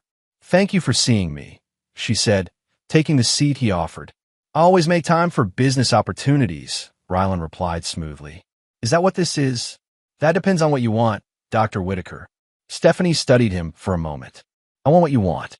The truth exposed. Consequences delivered. An interesting perspective from someone who's been married to a philanderer for 15 years. If the barb landed, she didn't show it. I've known about Perry's indiscretions for years. I stayed for my children. But this situation with your wife, it crossed the line. Because it threatens your financial security, Rylan observed. Partially, she admitted. But also because Perry and Audrey seem to think they deserve happiness at everyone else's expense. My children's stability, your business reputation, my practices standing in the community. Rylan nodded appreciatively. This was why he'd wanted to meet Stephanie directly. Santos had reported she was intelligent and pragmatic, traits Rylan respected. What exactly are you proposing? He asked. An alliance. I have information you can use. You have influence I need. Be specific. Perry keeps a second set of books for the firm. The official records show a struggling but legitimate business. The reality is that he's been siphoning funds for years, preparing for an exit. Rylan leaned forward. Do you have proof? Stephanie reached into her bag and pulled out a flash drive. 15 years of marriage teaches you where to look. Everything's here: accounts, transfers, communications with offshore entities. Why give this to me instead of using it in your divorce? Because a divorce court would give me half of nothing. Perry's destroyed most of the firm's actual value. But you, she smiled thinly, you can use this to destroy him completely. And in exchange, you can help ensure my children don't lose everything because of their father's choices. Rylan took the flash drive. What do you want? 3 things. First, a position for my brother at your city office. He's qualified but needs a fresh start. Second, continued enrollment for my children at Westridge Academy. Their tuition was paid through Perry's firm. Third, your word that whatever happens to Perry and Audrey won't splash back on my family. Rylan considered her requests. They were reasonable, specific, and actionable. I accept your terms, Dr. Whitaker, with one addition: complete discretion about our arrangement. Agreed, she said, standing to leave. At the door, she paused. Mr. Mercer? They really do love each other, you know? It wasn't just about money or opportunity. Does that matter? It should. Love is rare. Betrayal is common. After she left, Rylan inserted the flash drive into his computer. The contents were more damning than he'd expected. Perry hadn't just mismanaged the firm. He'd committed outright fraud. Multiple projects, including Rylan's headquarters, had been built with substandard materials while charging for premium specifications. This wasn't just leverage. It was ammunition. He called Santos. Give me everything on Westridge Academy's board of directors. And call Vincent about a position in Sydney for Dr. Gregory Holden. The next morning, Rylan received an unexpected visitor. Floyd Harrington, Audrey's father, stood in his office reception area, looking diminished. At 70, Floyd had always maintained a distinguished presence, but now he seemed hollowed out. I need to speak with you, son, he said, the familiar address striking Rylan as both sincere and manipulative. In his office, Floyd declined a drink and came straight to the point. Whatever Audrey's done, this isn't the way to handle it. Beverly hasn't slept in days. The thought of losing the Hamptons' house, it's breaking her heart. Audrey should have considered that before she decided to destroy our marriage. People make mistakes, Rylan. God knows I've made my share. This wasn't a mistake. It was a calculated decision made repeatedly over months. Floyd sighed heavily. Maybe so, but punishing her parents won't change what's happened. No, Rylan agreed, but it will ensure she understands the full cost of her choices. Is there nothing I can say to change your mind? Rylan studied the man who had welcomed him into their family, who had treated him with more warmth than his own father ever had. There is one thing, Rylan said finally. Tell Audrey to drop Howard Levinson and agree to my settlement terms. The house stays in your name, you keep your monthly stipend, and this ends quickly. And what are your terms for Audrey? She walks away with nothing except what she brought into the marriage. Floyd looked pained. That's harsh, son. It's merciful compared to what I could do. After Floyd left, Rylan received a call from the detective he'd hired to monitor Audrey's communications. Audrey had reached out to Fiona again, this time with a request to meet. Fiona had agreed. Should we intercept? The detective asked. No, Rylan decided. Let them meet. Record everything. The meeting took place that afternoon at a small cafe. Fiona, always punctual, arrived 5 minutes early. Audrey, looking noticeably less polished than usual, arrived 10 minutes late. "Thank you for coming," Audrey said, her voice subdued. "I wasn't sure you would." "I almost didn't," Fiona admitted. "Rylan hasn't forgiven me for not telling him about you and Perry." Is he? How is he? How do you think he is, Audrey? You betrayed him in the worst possible way, then try to take half of everything he's built. That's not fair. I contributed to building his business too, in the beginning. In the beginning, Fiona emphasized, before you decided his work ethic was a character flaw rather than the reason for your comfortable lifestyle. Audrey flinched. "I know I've made mistakes." "Save it," Fiona interrupted. "I'm not here for your apologies. I'm here to warn you. Rylan isn't just angry. He's methodical. Do you understand what that means? He's trying to punish me financially." "I get it." "No, you don't. Financial pressure is just the first phase. He's dismantling every aspect of the future you and Perry planned. The London move? Never going to happen. Perry's firm? We'll be bankrupt within a month. Your reputation in this city? He's making sure every door will be closed to you." Audrey's face had gone pale. "How do you know all this?" "Because I know my brother. And because Vincent told me about the warehouse meeting." "What warehouse meeting?" Fiona hesitated. "I've already said too much." "Fiona, please. If Rylan is planning something dangerous." "Rylan doesn't get his hands dirty, but he makes sure people pay for betraying him." Fiona stood. "My advice? Take whatever settlement he's offering and disappear. Because what's coming will be much worse than losing your credit cards." As Fiona left, Audrey sat frozen, her coffee untouched. There was no warehouse meeting. Fiona had fabricated that detail at Rylan's request. But the seed of fear had been planted. When Rylan received the recording of the conversation, he smiled for the first time in weeks. Phase 1 was complete. Phase 2 would begin tomorrow. Chapter 6, The Alliance. On day 17, Audrey's attorney called Rylan's office 12 times. Each call was routed to voicemail. Howard Levinson, whose reputation had been built on aggressive representation, found himself in the unfamiliar position of being the aggressor who couldn't land a punch. Meanwhile, Rylan met with the CEO of Bristol Development, the British company that had been Perry's hope for expansion to London. "I appreciate you considering my proposal on such short notice," Rylan told Walter Brighton, the silver-haired executive whose company controlled significant portions of London's commercial real estate. "Your reputation precedes you, Mr. Mercer," Brighton replied.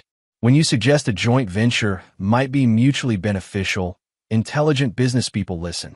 And when I warn that a potential partner may not be what they seem, we listen even more carefully." Brighton tapped the folder Rylan had provided, containing evidence of Perry's fraudulent practices. "This would have been catastrophic for us. We were prepared to invest £20 million in Whitaker's firm. Consider it a gesture of goodwill between future partners," Rylan said. "My shipping infrastructure and your development portfolio could create interesting opportunities." By the time Brighton left, they had outlined a preliminary agreement for a joint venture, one that would completely bypass Perry Whitaker and establish Mercer Corp as a significant presence in the London market. That afternoon, Rylan received word that Audrey had attempted to check out of her hotel, only to discover her bill had an outstanding balance of nearly $18,000. Her credit cards were declined. The hotel was holding her luggage until payment could be arranged. Precisely as planned, Rylan's phone rang, a number he recognized as Floyd Harrington's. "Rylan," Floyd began, his voice strained. "Audrey's agreed to your terms." "All of them?" "Yes. She'll sign whatever you put in front of her. Just end this. Please. Have her at Nolan's office tomorrow at 2 p.m. Alone." When Rylan arrived at Nolan's office the next day, Audrey was already seated in the conference room. She looked exhausted, her designer clothes slightly rumpled, her makeup minimal. She didn't stand when he entered. "Where's Howard?" Rylan asked, noting the absence of her attorney. "I fired him," she said flatly. "He wasn't getting results." Nolan entered with a thick document.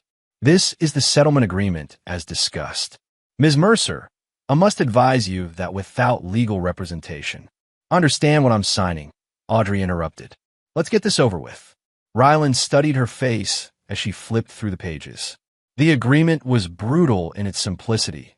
Audrey would receive no alimony, no property, no shares in the business. She would retain only her personal belongings and a one-time payment of $50,000, less than the cost of her jewelry collection.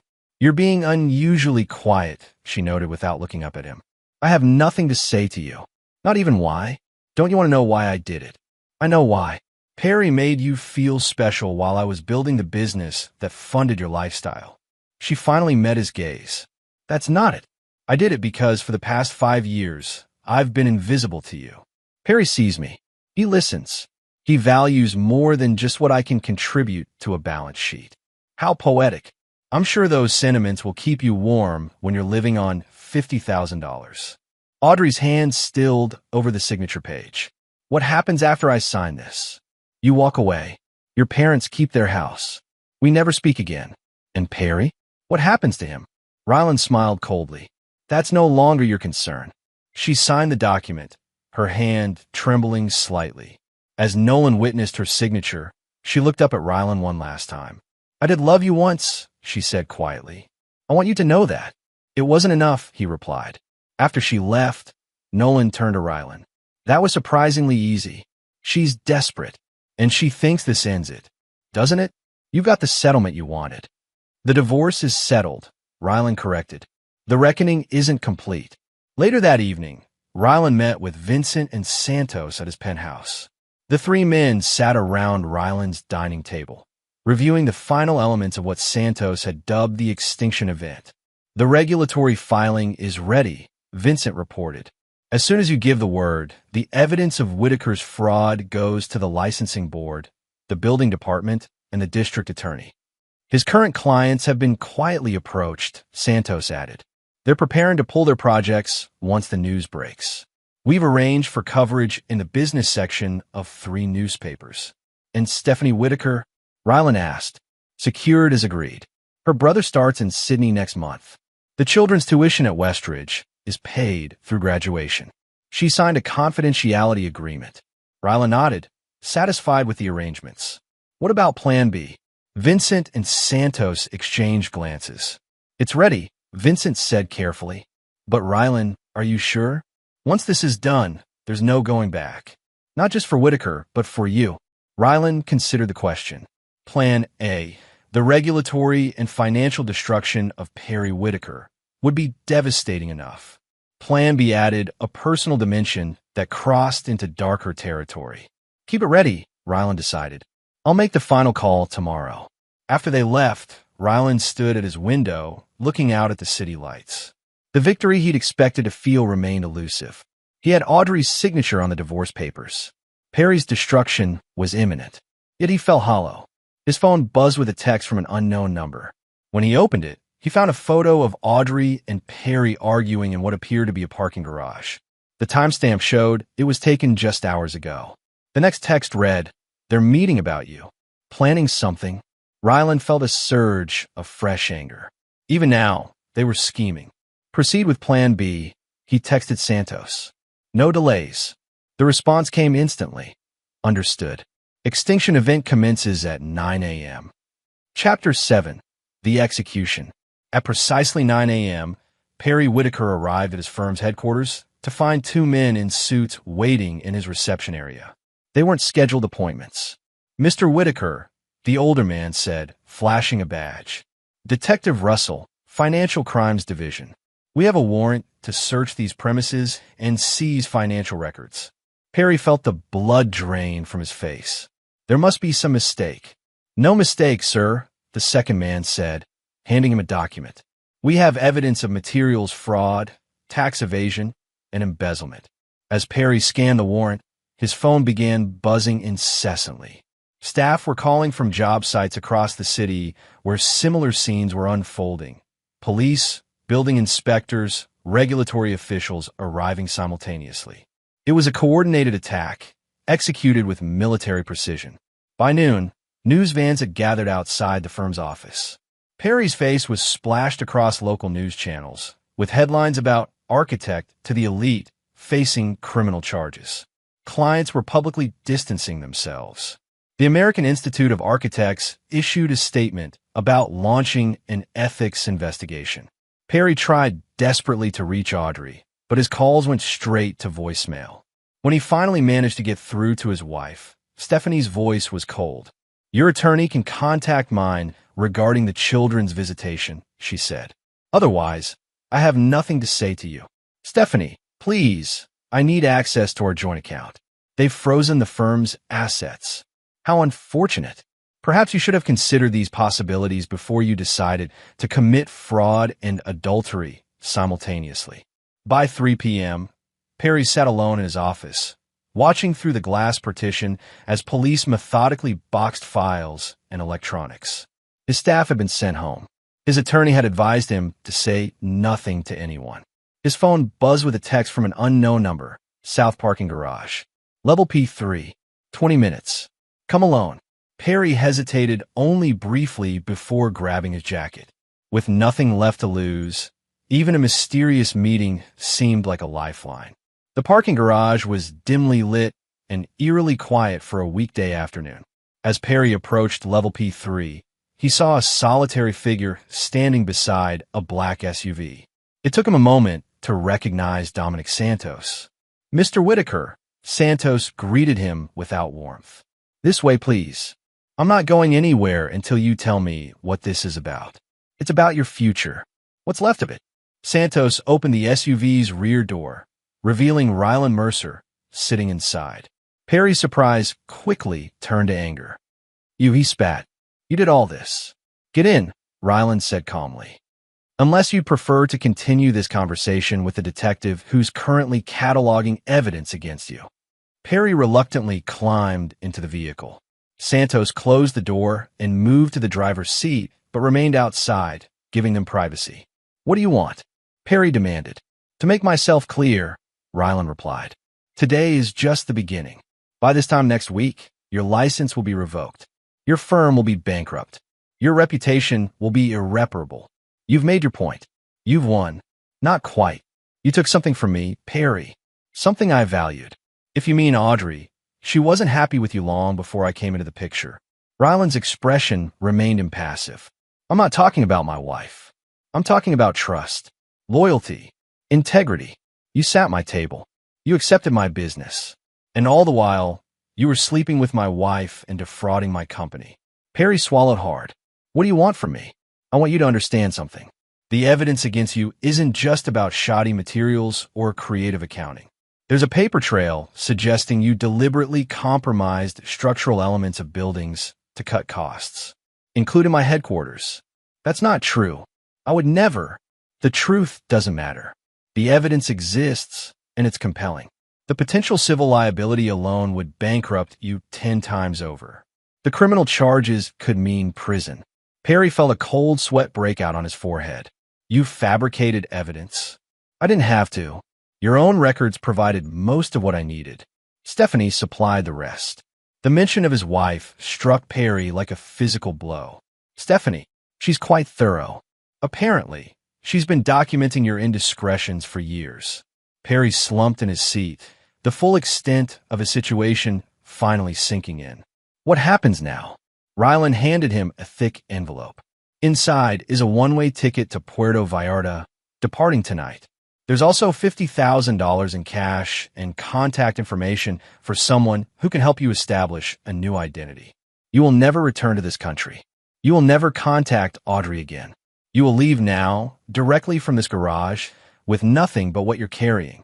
And if I refuse, then I release the evidence about the structural compromises to the press. The district attorney upgrades the charges to include public endangerment. And I personally ensure that you spend the next decade in prison, where your reputation as a wealthy architect who endangered lives for profit will make you exceptionally popular." Perry stared at the envelope, the magnitude of the choice before him becoming clear. "You've thought of everything." "No," Rylan corrected. "I thought of every way to destroy you. I selected the option that allows you to survive. Don't mistake it for mercy." As Perry took the envelope, Rylan added, "Santos will drive you to a private airfield. If you attempt to contact anyone or deviate from the plan, the deal is void. Do you understand? Perry nodded numbly. Before exiting the SUV, Ryland paused. One last thing. Was she worth it? Truly. Perry met his gaze for the first time. Yes, he answered honestly. She was. Is that what you wanted to hear? It's what I expected to hear, Ryland replied. Goodbye, Perry. As Ryland walked away, his phone buzzed with a notification. The headline read, Award-winning architect disappears amid fraud allegations. Phase 2 was complete. Chapter 8, The Revelation. 3 days after Perry's disappearance, Audrey sat in a small apartment she'd rented with the settlement money. Her phone had been ringing constantly. Friends, acquaintances, gossip columnists seeking comment on Perry's disgrace and subsequent vanishing act. She had spoken to no one. The Perry revealed in news reports was unrecognizable, a calculating fraudster who had endangered lives with substandard building practices. The evidence seemed overwhelming, with former employees coming forward to corroborate the allegations. Yet something felt wrong about the entire situation.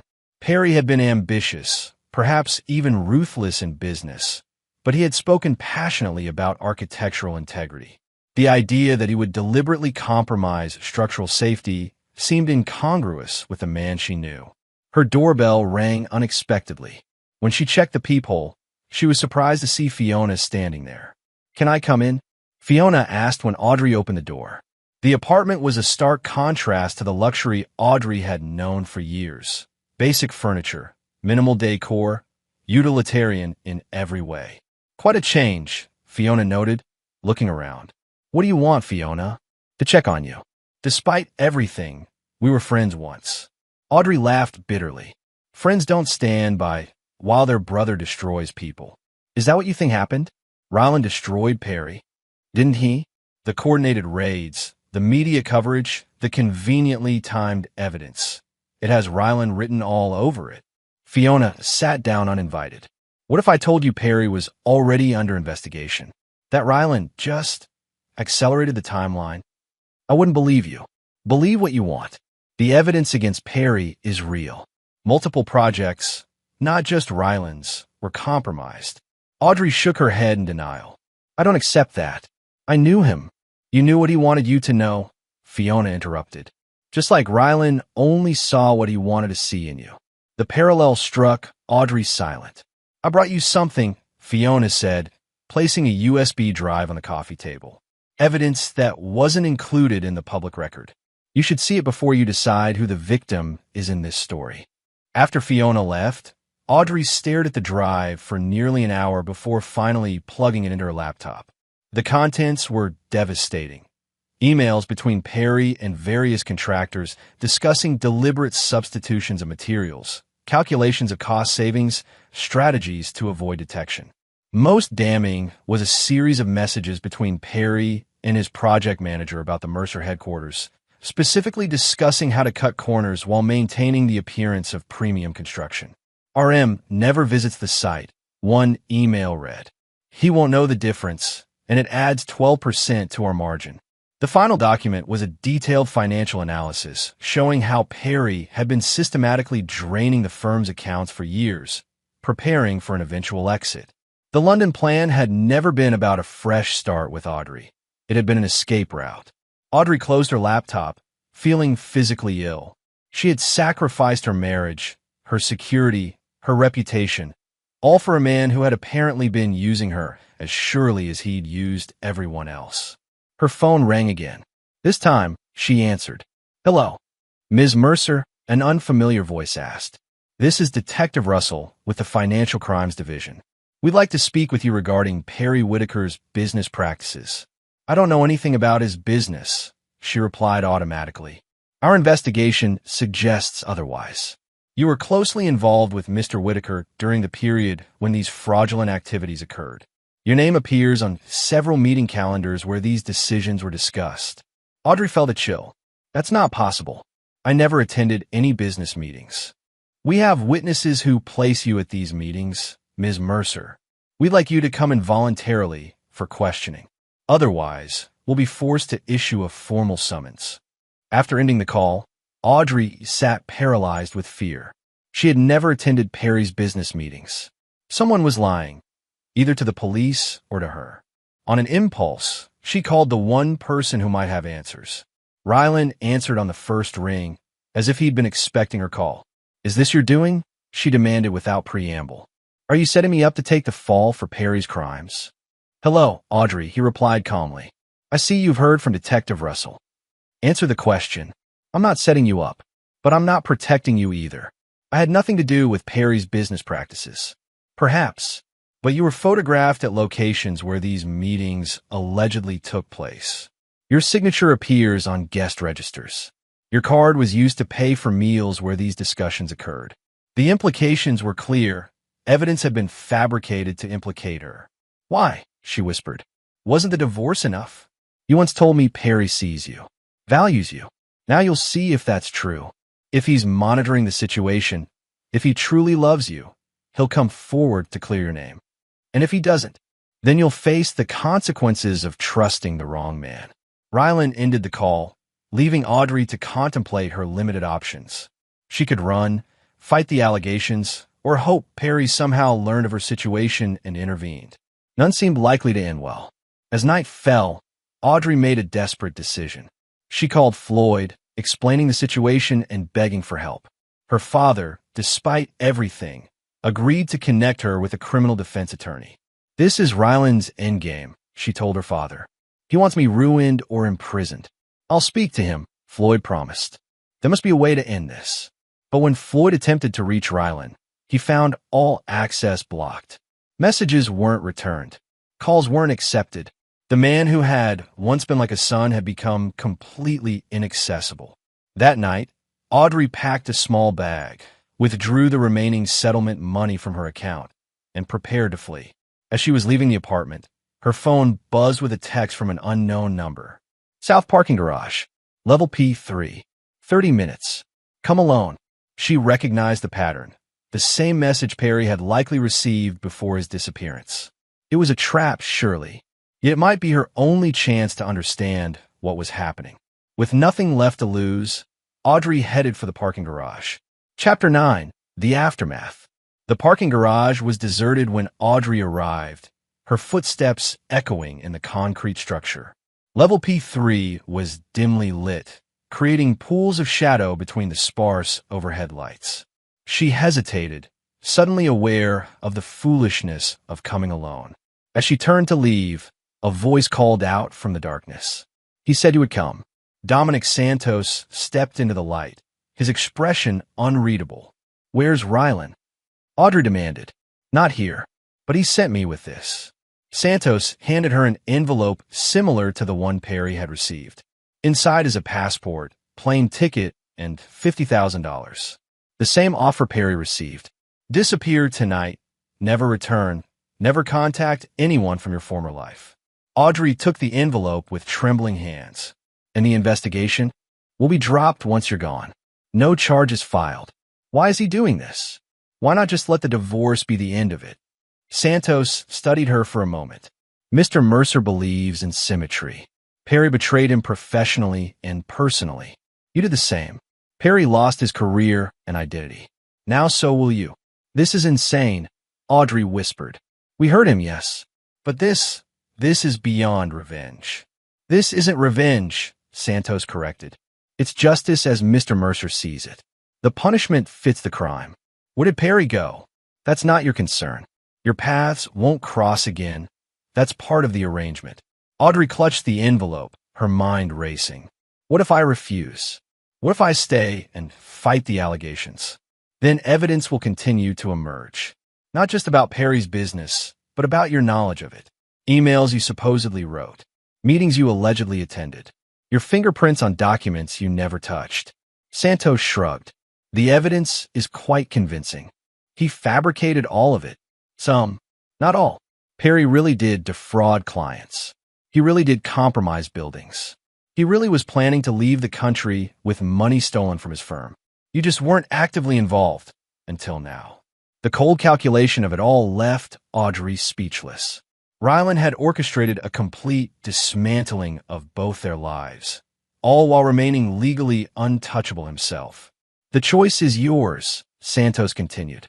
But Mr. Mercer asked me to remind you that Floyd and Beverly's Hampton house remains in their name only at his discretion. Their financial security depends on your decision tonight. It was the final pressure point, her parents. If she refused, Rylan would ensure they suffered too. The flight leaves in 3 hours, Santos added. A car is waiting to take you directly to the airport. You have 5 minutes to decide. Audrey opened the envelope, examining the contents. The passport showed her photo, but a different name. The plane ticket was to Buenos Aires. The cash was neatly bundled.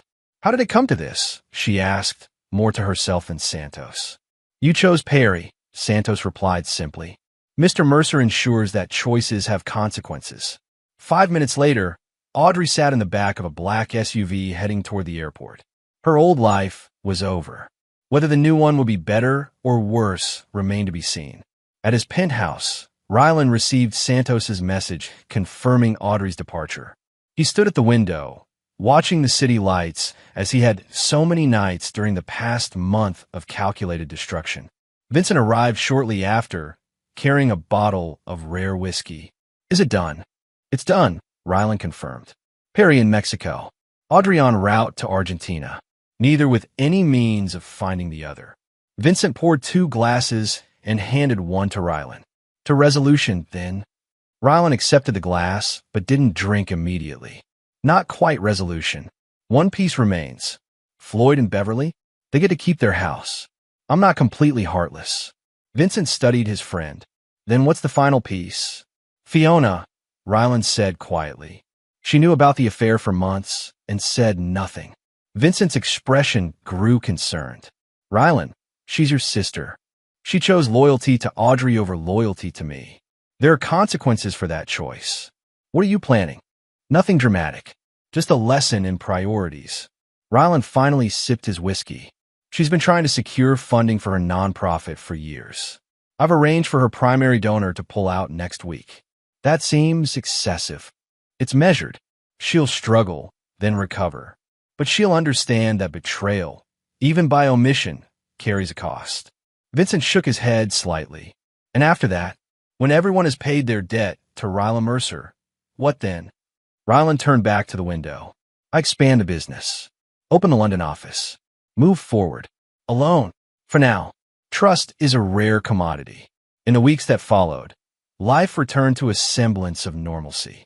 Rylan immersed himself in work, finalizing the deal with Brighton's company and accelerating the completion of his headquarters with a new architectural firm. Perry Whitaker's professional disgrace became old news. His firm declared bankruptcy. Former clients filed lawsuits that would never find a defendant to hold accountable. Audrey Mercer faded from social circles, her absence initially the subject of gossip, then gradually forgotten as new scandals emerged to capture attention. Floyd and Beverly kept their Hampton house, though Floyd never again attempted to contact the man who had once been like a son to him. Fiona's nonprofit lost its primary funding, forcing her to lay off staff and scale back programs. She understood the message immediately and made no effort to reconcile with her brother. 6 months after the divorce was finalized, Rylan hosted a reception for the opening of Mercer Tower, the headquarters that Perry had designed but would never see completed. Business leaders, politicians, and socialites filled the stunning atrium, marveling at the architectural achievement. As Rylan moved through the crowd, accepting congratulations, Vincent appeared at his side. Impressive turnout, Vincent noted. The mayor, 2 senators, and the British ambassador. You've recovered your position admirably. Recovery implies I lost something valuable, Rylan replied. Didn't you? Before Rylan could answer, a waiter approached with a small package. This was left for you at reception, Mr. Mercer. The package contained no card or note, just a small object wrapped in tissue paper. When Rylan unwrapped it, he found a platinum wedding band with a familiar inscription, Always. His and Audrey's rings had been custom made, the inscription visible only on the inside of the band. Problem? Vincent asked, noting Rylan's sudden stillness. No, Rylan replied, slipping the ring into his pocket. Just a reminder of a closed chapter. Later that night, alone in his penthouse, Rylan examined the ring more carefully. It was indeed Audrey's, the one she had left behind when she signed the divorce papers. But he had stored it in his safe. No one had access. The message was clear.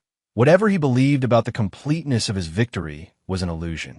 Someone, perhaps Santos, perhaps Fiona, perhaps someone else, had orchestrated this small act of defiance. Rylan dropped the ring into a glass of whiskey and watched it sink to the bottom. Let's stay there, he thought. A reminder that no victory is ever total, no enemy ever completely vanquished, no betrayal ever fully avenged. But as he stared at the submerged ring, a cold smile formed on his face. If someone thought this small gesture would unsettle him,